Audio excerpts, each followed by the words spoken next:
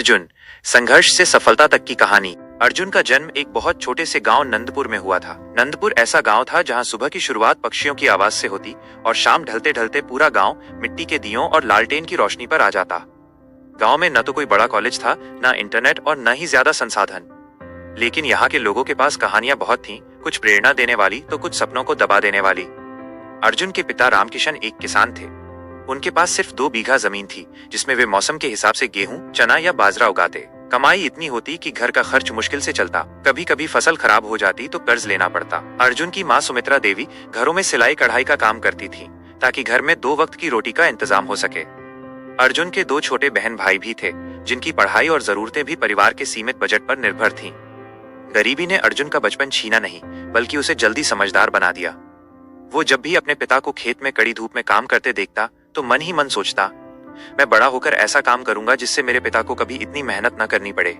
उसे पढ़ाई में बहुत रुचि। स्कूल में मास्टर जी जब भी गणित या विज्ञान पढ़ाते तो अर्जुन की आंखों में एक अलग चमक आ जाती। उसे इक्वेशंस, मशीन्स और ब्रिजेस की तस्वीरें आकर्षित करती। वो अक्सर अपनी कॉपी के आखिरी पन्नों पर बड़े बड़े बिल्डिंग डिजाइन बनाया करता था। एक दिन स्कूल में करियर गाइडेंस क्लास हुई। पहली बार अर्जुन ने इंजीनियर शब्द को गहराई से समझा। उसे पता चला कि इंजीनियर वे लोग होते हैं जो नई नई चीजें बनाते हैं, दुनिया की समस्याओं का समाधान खोजते हैं और विज्ञान को वास्तविक रूप देते हैं। उसी दिन उसने ठान लिया, मैं इंजीनियर बनूंगा, चाहे कुछ भी हो जाए। लेकिन सपने देखना जितना आसान होता है, उन्हें पूरा करना उतना ही मुश्किल। गांव के लोग अक्सर शाम को चौपाल पर बैठते। वहीं से अर्जुन को पहली बार आलोचना का स्वाद मिला। जब उसने बताया कि वो इंजीनियर बनना चाहता है तो कुछ लोग हंस पड़े।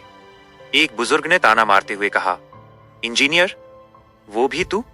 अरे बेटा, ये गांव है, यहाँ लोग खेती में ही सफल होते हैं। तेरे पास न पैसे हैं न साथ, सपने देखने से पेट नहीं भरता। एक और व्यक्ति बोला, इतनी बड़ी बातें मत कर, पढ़ाई कर ले, बस कोई सरकारी नौकरी मिल जाए वही बहुत। उनकी बातें सुनकर अर्जुन का दिल टूट जाता, लेकिन हर बार उसकी माँ उसके सिर पर हाथ रखकर कहती, बेटा, लोग डरते हैं इसलिए रोकते हैं, लेकिन अगर तूने अपने सपने की आग बुझने नहीं दी तो वही लोग एक दिन तुझे सलाम करेंगे।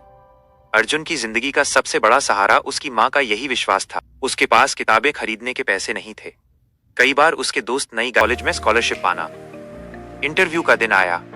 अर्जुन पहली बार ट्रेन में बैठकर शहर गया। उसके कपड़े साधारण थे, जूते पुराने, लेकिन आत्मविश्वास नया और मजबूत था।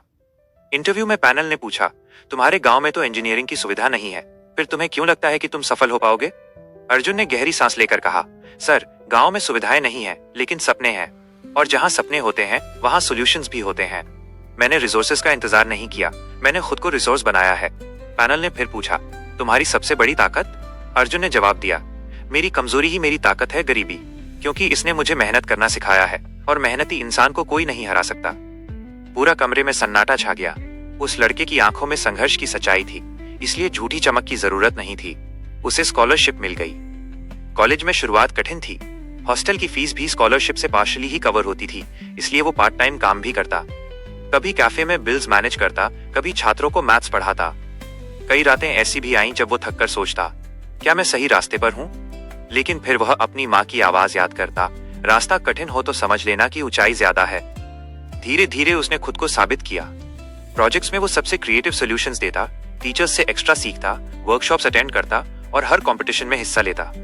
उसने ब्रिज डिजाइनिंग, रोबोटिक्स और मैकेनिकल मॉडलिंग में कई मेडल्स जीते। अब उसका नाम कॉलेज में सम्मान से लिया जाने लगा। 4 साल बाद रिजल्ट आया। अर्जुन कॉलेज का टॉप स्टूडेंट था। प्लेसमेंट में उसे देश की बड़ी टेक कंपनी से जॉब ऑफर मिली। सैलरी इतनी थी कि उसके पिता की सालों की कमाई से कई गुना ज्यादा। उसने ऑफर लेटर हाथ में लिया, आंखें बंद की और खुद से कहा, ये सिर्फ जॉब नहीं है, ये जवाब है उन सभी को जिन्होंने कहा था तेरे बस का नहीं है। जब वो गांव लौटा तो पूरा नंदपुर उसे देखने इकट्ठा हो गया। वही चौपाल जहां कभी उसका मजाक उड़ाया गया था, आज उसके सम्मान में तालियों से गूंज रही थी।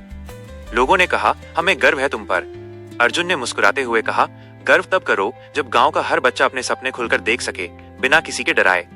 उसने गांव में एक छोटी फ्री कोचिंग सेंटर भी शुरू की, ताकि उसके जैसे बच्चों को साधनों की कमी की वजह से रुकना न पड़े। कहानी की सबसे बड़ी सीख, सपने वही पूरे करते हैं जिनके पास कारण ज्यादा और बहाने कम होते हैं। सुविधाएं सफलता नहीं देती, भूख और लगन देती है। लोगों की बातों से प्रेरणा लो, अनुमति नहीं। जो खुद पर भरोसा करता है वो दुनिया को भी भरोसा करने पर मजबूर कर देता है।